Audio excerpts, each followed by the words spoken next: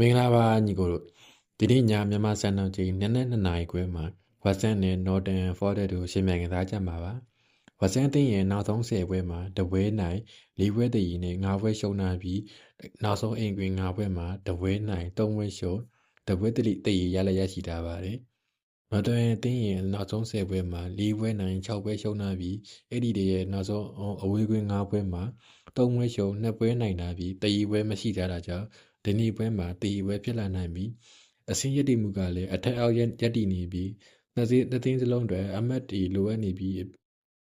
ဒီနေ့ပွဲမှာဒီနေ့ပွဲရှုံးတဲ့အသင်းရဲ့နီးပြရဲ့အနာဂတ်ဟာလည်းမတိကြပဲအထုတ်ခံရနိုင်ပါတယ်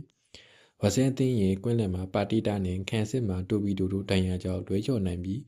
ခန်စစ်အစုံမှာလည်းဂျူးနဲ့ဝမ်ဘီစကာတို့မပါဝင်နိုင်ပါဘူး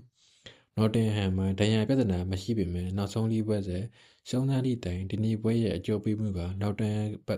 ဘက်ကနေဘော်ဒီ level 45ကိုပေါင်း2နှုတ်100ပေးရတာကြောင့်နော်တင်လူရလက်ကောင်းနိုင်ပါတယ်။တည်ရတဲ့ပေါင်းရှိနေပေမဲ့အရှုံးမရှိတဲ့နော်တင်ဘော်ဒီပဲကြိုက်ပါတယ်